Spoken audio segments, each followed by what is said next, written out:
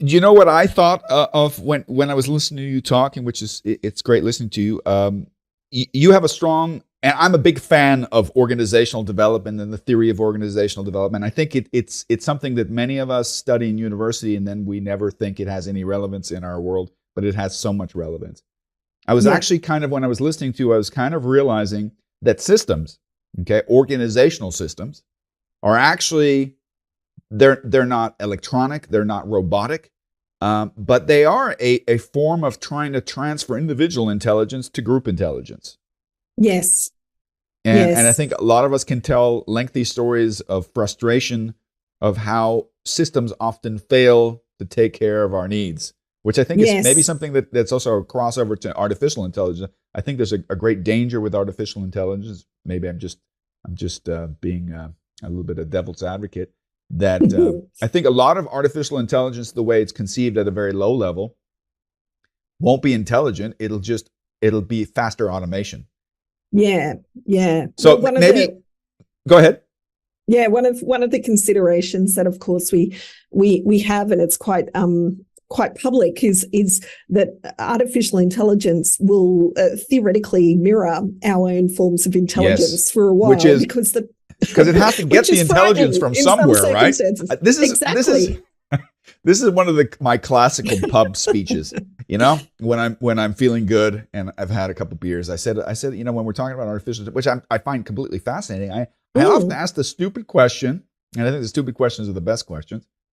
Okay, what is intelligence? Where's it going to get the intelligence from? And there's an underlying assumption here that the mother and father of artificial intelligence, human beings, that we are intelligent. And I think there's plenty of examples of human intelligence, but I think there's lots of examples of quite the opposite. Yes. I always say thank you to ChatGPT whenever I utilize it, just because I think, well, there's you know, and I know that was a big talk of the town in the beginning of the year, is something that just, you know, incredible sort of utilization and take up within a really, really short period of time. Like, I think it was something that within 2 months, where the latest iteration was launched in, I think, November last year, that in 2 months there was 100 million users of ChatGPT, and it's extraordinary because it's the first time in a long time that these sorts of natural language processing tools are accessible. That even, you know, kids at school can get their assignment in draft, hopefully. It's funny that you mentioned that, GPT, but what does that mean for us? I agree with you. By the way, when you thank GPT, I think you were saying that metaphorically, right? Or do you actually write? No, thank I you say, oh, thank you.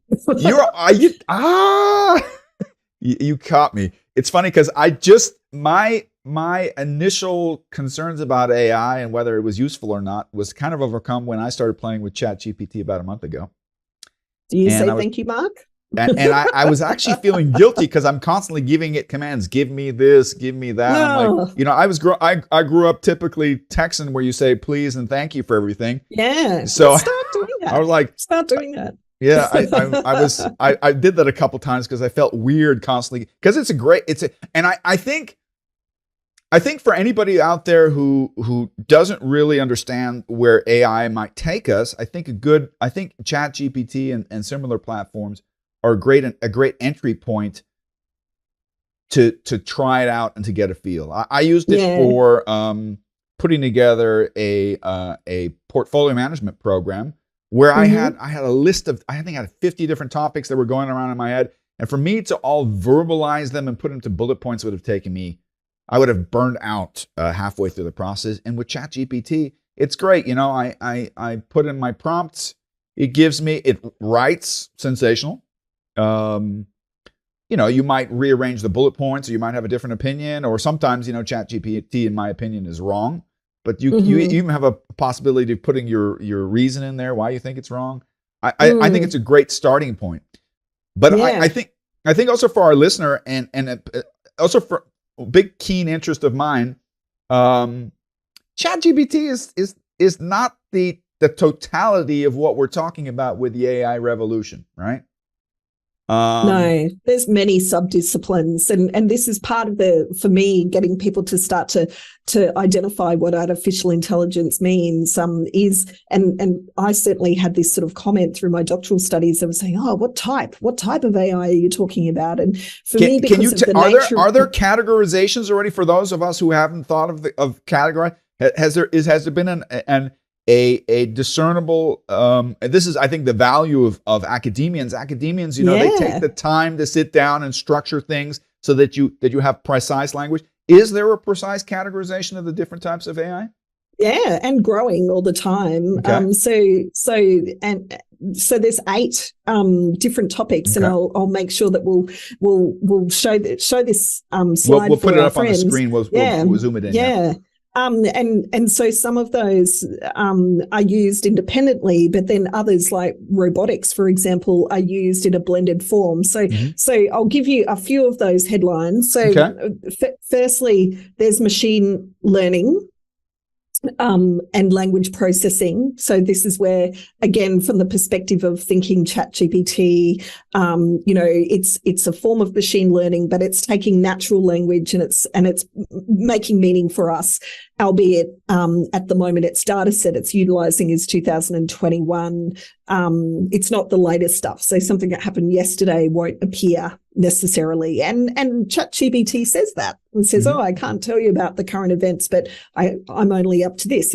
I actually think that's cute. Whoever programmed that, I think it's totally cute when you ask them. I asked it recently, you know how we're all both very familiar with the Standish chaos report and the Gartner group. And I haven't seen any, I don't know if they still do them, but I was looking for the latest statistics and I put it in there and it said, no, I only have data until I think 2019 or something like that. So I thought it was cute 2021. So, but other forms, so we've got machine learning, speech and vision.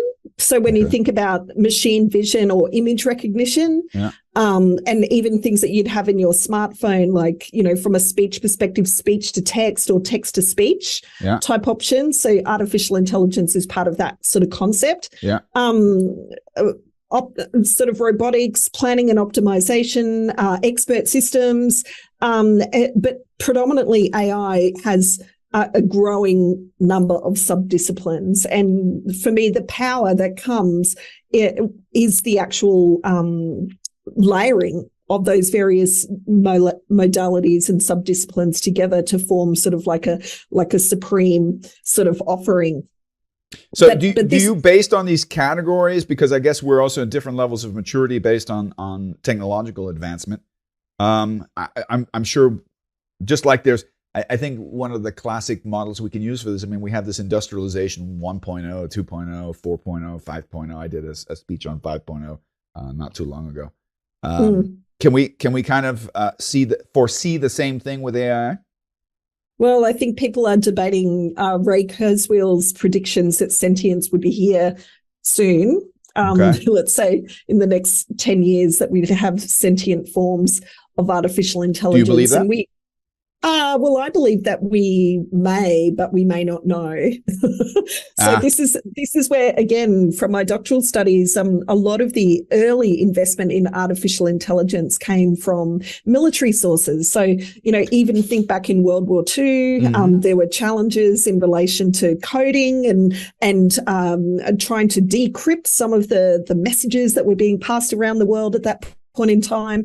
And so that was one of the very first early forms of computer that actually helped with starting to shift some of the changes in that broke the Enigma code. Yeah. And there's been great movies in relation to that makeup. But so in the early stages, Defence put a lot of resources into sort of smart technology. They put a lot of resources into robotics. Again, from the perspective of, you know, military is unfortunately one of those areas where a lot of these thought processes happen, and then they kind of fund the rest of us. It's kind of the research and development pool. Yeah, which has been such large. You know, sort of sometimes we just got to, you know, work out our comfort level with all of that.